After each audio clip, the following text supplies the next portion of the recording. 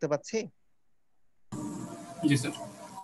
ঠিক আছে মেহেদী, এবার দেখতে পাচ্ছি কিনা যে আমাদের হচ্ছে এখন এখানে পাঁচটা জিনিসও আছে, তাই না? জিরোটা কি? তো প্রেজেন্ট। এগুলা কি? আমাদের পাঁচটা ইনফরমেশন, মানে পাঁচটা ট্রানজেকশন। হ্যাঁ, আর ওয়ানটা কি আবার ফিউচার। তো এইটা আবার কিভাবে আমরা ক্যাশ ফ্লো ডায়াগ্রামে আঁকবো? তোমরা যদি টাইম হরিজন জানো, মানে যে কিভাবে আঁকতে হয়, ইনফ্লোতে কি হবে আর আউটফ্লোতে কি হবে, আমার মনে হয় তোমাদের আর কোনো ঝামেলা নাই, তোমরা আঁকতে পারবা। কিন্তু অনেক সময় হয় কি, একটু ক্যালকুলেশন করে ক্যাশ ফ্লো ডায়াগ্রামটাকে ইজি আঁকানোর জন্য আঁকে। কিভাবে আঁকে? যে হতে পারে যে আমরা ট্রানজেকশনটা যখন করছি, যেই পরিমাণ টাকা লেনদেন হলো, ফাইনালি যে সিদ্ধান্ত সেটাকে আমরা ডিজাইন করি। যেমন দেখো, আমাদের প্রথম 0 বছরে যদি চিন্তা করি, 0 বছরে আমাদের খরচ হয়েছে কত? 250। হ্যাঁ, $250। আর আয় ইনকাম হয়েছে কত? 750। তাহলে আমার আয় হয়েছে কত? মানে এটা তাহলে এই দুটাকে যোগ বিয়োগ করলে কি পাচ্ছি? আমার 500 টাকা আমার পকেটে আছে নাকি? জি স্যার। 500 টাকা পকেটে, মানে 500 টাকা আমার ইনফ্লো, তাই না? নাকি? আচ্ছা, যদি প্রথম বছরটা বলি, এখানে $900 আমার ইনকাম হয়েছে, আর $275 আমাদের কি হয়েছে? খরচ হয়েছে। তাহলে $625, একটু বিয়োগ করে দেখো তো মিলে কিনা। জি স্যার। তো অনেক ক্ষেত্রে কি করে, ওই আগেরটাও যেন ওখানে কিন্তু এরকম নিট ক্যাশ ফ্লো ড্র করা কিন্তু যেত। হুম, আমরা করিনি, ওটা জাস্ট দেখানোর জন্য বুঝিয়েছি। অনেক সময় এখানে আমরা নিট ক্যাশ ফ্লো নিয়ে একটু কথা বলছি, যে ওভারঅল আমাদের একই টাইম পিরিয়ডে যে পরিমাণ টাকা লেনদেন হয়েছে সবগুলাকে একটা ফাইনালাইজ করে আমি একটা ক্যাশ ফ্লো ডায়াগ্রামে করব। এখন তুমি বলতে স্যার, তাহলে ইনকাম আর কস্ট আলাদা করে দেখালে হবে না? হবে, ওতে কোনো দোষের কিছু নাই। কিন্তু আমি এখানে কি দেখাচ্ছি? নিট ক্যাশ ফ্লোটা দেখাচ্ছি। টেবিলটা দেখলাম মোটামুটি, এই টেবিলে একটা স্ক্রিনশট যদি নিয়ে রাখো, অঙ্কটা পরে ইয়েতে ক্যাশ ফ্লো ডায়াগ্রামটা আছে, আমার বোঝার সুবিধা হবে। যে কোনো একদিন স্ক্রিনশট নিয়ে রেখে পরে আমাকে বললেই হবে যখন আমরা এটা করবো আর কি। নিয়েছি? জি স্যার। আচ্ছা, তাহলে আমাদের টাইম পিরিয়ড গুলা কোথা থেকে শুরু হচ্ছে এবার বলো? -7 থেকে না? -7 আমাদের খরচ হয়েছিল $2500 নাকি? জি স্যার। আর তারপরে -6 ইয়ার্স, মানে আজ থেকে 6 বছর পূর্বে আমার $650 খরচ হয়েছে। তার আগে 5,500, মানে তার পঞ্চম বছরে $625। এভাবে গ্র্যাজুয়ালি কিন্তু দেখো তোমরা মিলাও, কমেছে, তাই না? জি স্যার। এবং এটা হচ্ছে 1 বছর পরে আবার $625।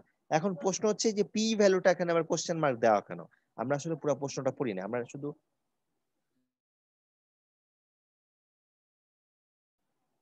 আমরা যে ডাটা ট্রানজেকশন গুলা জাস্ট দেখালাম এখানে, শুধু আমরা এখানে পি এর যে জিনিসটা সেটা নিয়ে অতটা বলিনি। এবার ওটা আমরা দেখবো একটু। এটা কি মোটামুটি বুঝতে পেরেছি কিভাবে আসলো এই ট্রানজেকশন গুলো? বুঝতে পেরেছেন? এটা বুঝাতে আলাদা করে না স্যার, বুঝতে আমি পারছি। শিওর যে পি এর ভ্যালুটা তোমরা বুঝো না, সেটা না বুঝাই স্বাভাবিক, কারণ এটা আমি এক্সপ্লেনই করি নাই। বাকিগুলা যে স্ক্রিনশটে মেলাও, ষষ্ঠ বছরে দেখো তো 650 আছে? হুম, নাফিজ, 650 আছে ষষ্ঠ বছরে?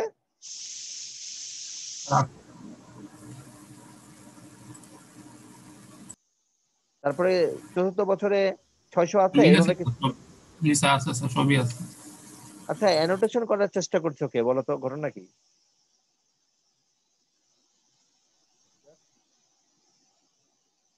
তো এবার কোশ্চেনে চলে যাই আমরা, চলো কোশ্চেনটা দেখি, তারপর ক্লিয়ার হবে। দেখো বলছে যে কোম্পানি একটা প্ল্যান করছে প্রোডাক্টটা, আহ সেটা তারা এমন একটা ডিজাইন করতেছে যে সেটার বর্তমানে প্রেজেন্ট ওরটা কেমন হবে সেটা তারা জানতে চায়। সেই জন্য তারা ট্রানজেকশন দেখো বলতেছে যে indicate where the present worth now is located. Present worth কোথায় লোকেটেড হবে বলো তো? বর্তমানে হবে না? জিরোতে। হ্যাঁ, প্রেজেন্ট ওর মানে কি জানো? প্রেজেন্ট ওর আরেকটা নাম ছিল, এই যে স্লাইড, সেই স্লাইডে এখানে প্রেজেন্ট ওর নিয়ে কথা বলেছিলাম, এই দেখো প্রেজেন্ট ভ্যালুর নামই আরেকটা নাম কি? Present W. Worth. Present worth, present value. তো আমরা প্রেজেন্ট ওর ভ্যালুটা কোথায় পেলাম, তাহলে কোথায় আছে সেটাকে ইন্ডিকেট করলাম। ভ্যালুটা তো আর বের করে নেই, বের করলে ফর্মুলা জানা লাগবে, অনেক কিছু জানা লাগবে, সেগুলো তো আস্তে শিখবো। জাস্ট ক্যাশ ফ্লো ডায়াগ্রামটা আমরা বুঝতে পারলাম কিনা জি স্যার। মনে রাখতে হবে। যদি ক্যাশ ফ্লো ডায়াগ্রাম জি স্যার, এইটা বুঝতে শিখে পারছি। ফেলতে পারি, তাহলে আমরা যে কোনো টাইপের অঙ্ককে সলভ করতে পারবো।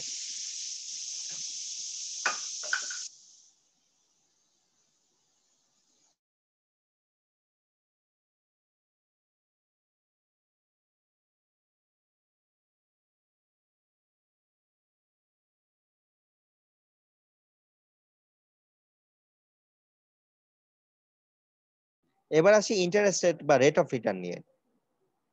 ইন্টারেস্ট রেট তো মোটামুটি আমরা ছোটবেলায় অনেক অঙ্ক করেছি ইন্টারেস্ট রেটের, নাকি? জি স্যার। তবে আমরা কম্পাউন্ড ইন্টারেস্টের অঙ্ক কি অত করেছি মনে পড়ে? অল্প স্বল্প যে স্যার চক্রাকার সুদ চক্রাকারের, হ্যাঁ করেছি। জনসংখ্যা বৃদ্ধি একটা অঙ্ক থাকে জেনারেলি, হায়ার ম্যাথের মধ্যে ছিল, আমার আমার মনে আছে। জি স্যার। হ্যাঁ, ওইটা তোমাদের আমি জানি না, তোমাদের বই তো আসলে অনেক পরের বই। আমাদের আমাদের হায়ার ম্যাথে হয়তোবা 2008-9 সালের দিকে পড়েছে আমি। আর তোমরা তো পড়লে কবে পড়বা, 13-14 না আরো পরে, 15? তোমরা কত ব্যাচ? 192? তার মানে 17 সাল 18 সালের দিকে পড়েছো মনে হয়, নাকি? বা আর একটু আগে পরে, অনেকে অনেক ব্যাচ থাকতে পারে, মোটামুটি এরকম 15 সালে পরে অবশ্যই।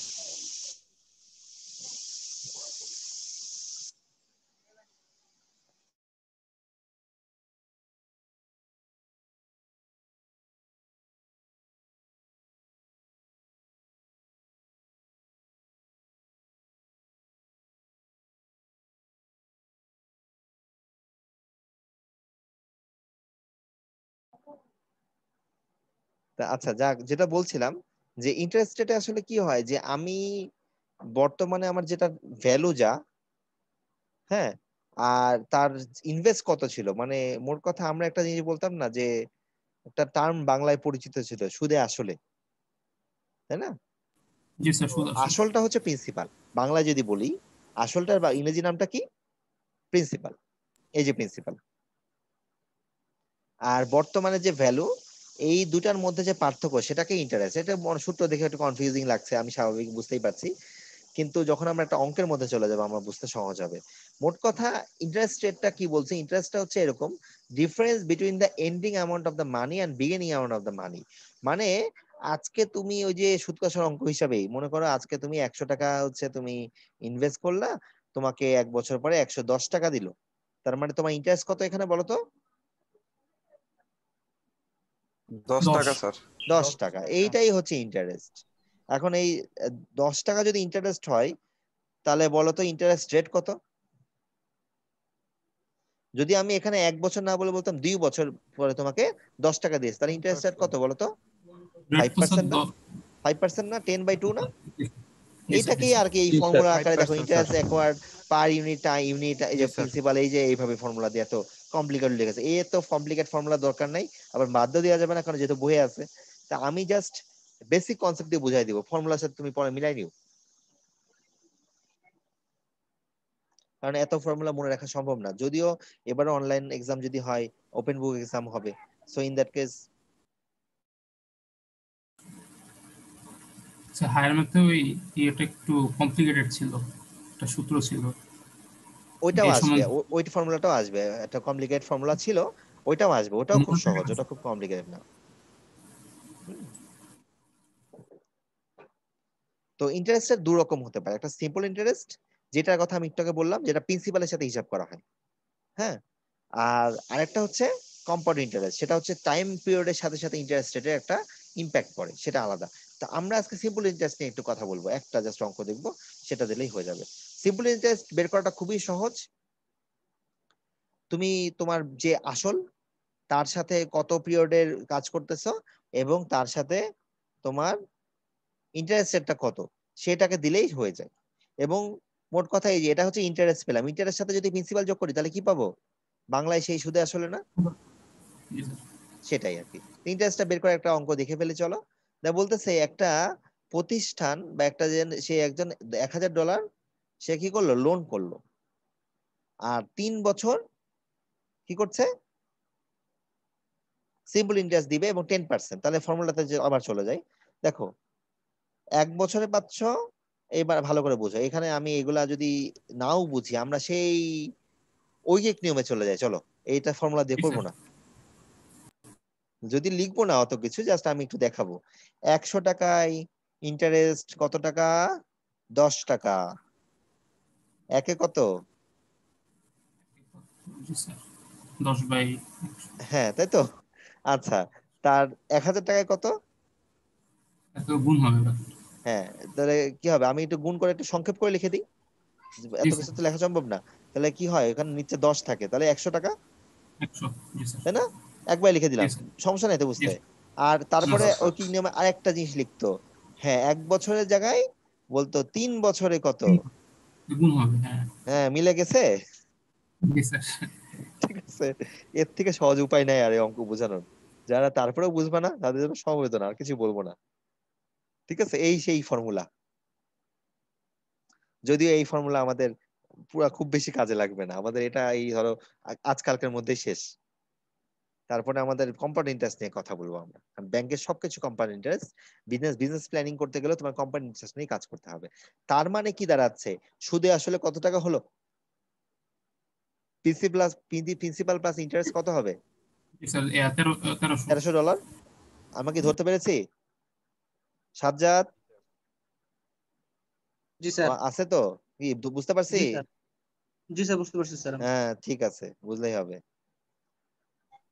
তো এই ঐকিক নিয়মে দয়া করে কেউ করো না, বোঝানোর জন্য দিছি, তোমরা এইভাবে ফর্মুলা দিয়ে করো, ঠিক আছে, জি যদি স্যার আসে এগুলা। হ্যাঁ কিন্তু এটা ওই নিয়ম থেকে আসছে। তো এটা বলো ওভারঅল জেনারেল আমরা একটা সিম্পল ইন্টারেস্টের প্র্যাকটিস দেখলাম। এটাও একটা সিম্পল ইন্টারেস্টে আছে, তোমরা একটু করো তো দেখি পারবা কিনা। একজনের একটা কোম্পানি, সে একটা কোনো প্রজেক্টের জন্য এত টাকা সে নিতে চায়, বা লোনের ব্যাপারে লোন করতে চায়, ঠিক আছে।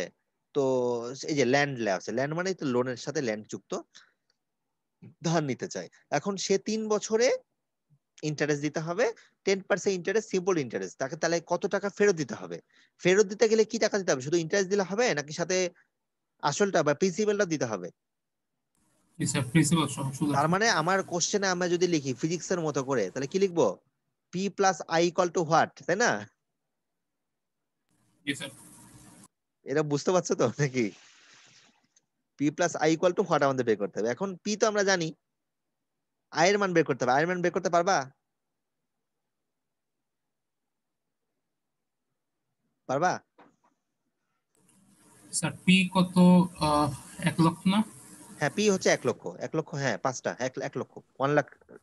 স্যার? 1 লক্ষর সাথে পিরিয়ড পি মানে এর সাথে 3 এন এর গুণ হবে, তার সাথে আই এর গুণ হবে, শেষ।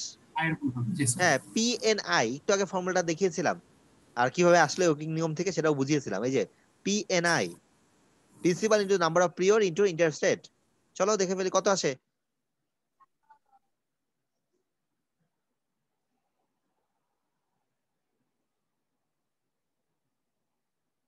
স্যার 3000 না?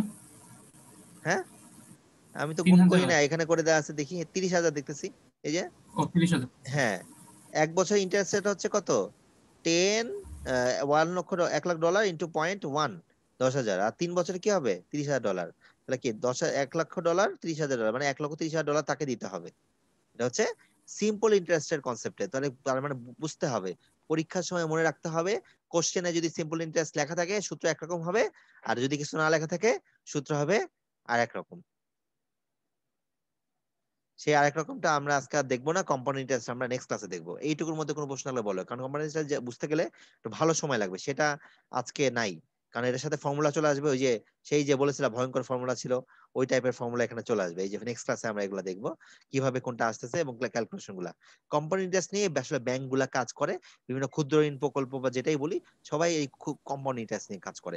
সিম্পল ইন্টারেস্ট নিয়ে ওইভাবে কেউ কাজ করে না, খুব কম হয়, খুবই কম ব্যবহার করা হয়। এটা কি, অলাভজনক প্রতিষ্ঠান যারা, তারা সিম্পল ইন্টারেস্ট নিয়ে কাজ করে, ঠিক আছে। কিন্তু যারা কমার্শিয়াল অর্গানাইজেশন যারা, তারা এইগুলার কাজ করে কোম্পানি ইন্টারেস্ট নিয়ে। এখন বলো এটুকুর মধ্যে বুঝতে পেরেছি কিনা, কোনো প্রশ্ন থাকলে বলতে পারি। কারণ এখন আমাদের সময় আছে মনে হয় সব মিলিয়ে জি স্যার, বুঝতে 10 পারছি। মিনিটের একটু বেশি। এই 10 মিনিটে ওটা বোঝানো সম্ভব না, কারণ ফর্মুলাটা বোঝানো একসাথে বুঝাতে ফেললে আমাদের জন্য সহজ হবে। ক্যাশ ফ্লো ডায়াগ্রাম কি বুঝতে পেরেছি? জি স্যার সবাই পারবো? জি স্যার, ইনশাল্লাহ স্যার। আচ্ছা, ইনশাল্লাহ। পারলে তো ভালোই। তোমার একটা ছোট হোমওয়ার্কের মতো বাড়ি কাজ দিয়ে দিই, যে কোনো সময় বলবো ছবি তুলে পাঠাতে, সাথে সাথে ছবি তুলে পাঠাতে হবে। একটা ডায়াগ্রাম আঁকছি, একটা ট্রানজিশন দিয়ে দিচ্ছি।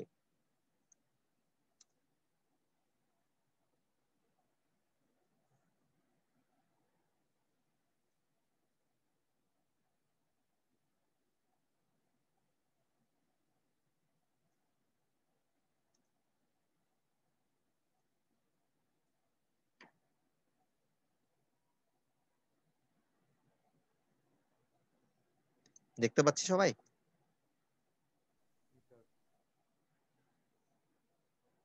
জি স্যার।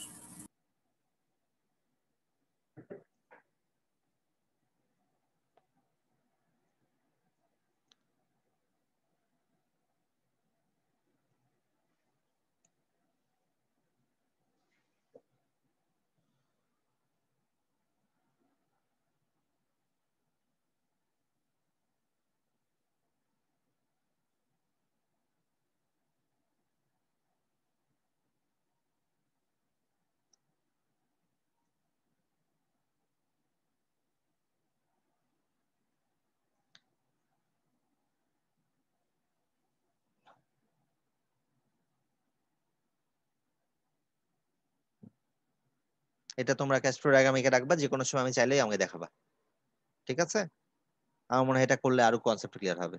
ঠিক আছে, বুঝিয়ে দিচ্ছি। প্রেজেন্ট ভ্যালু $1000, আহ প্রথম 5 বছরের জন্য $780, আর ষষ্ঠ বছর থেকে শুরু হয়ে 3 বছরের জন্য একটা ভ্যালু, আর দশম বছরে একটা ভ্যালু, এইভাবে দেওয়া আছে। ঠিক আছে, তাহলে আমার মনে হয় কোনো প্রশ্ন আসলে আমরা শেষ করে দিব।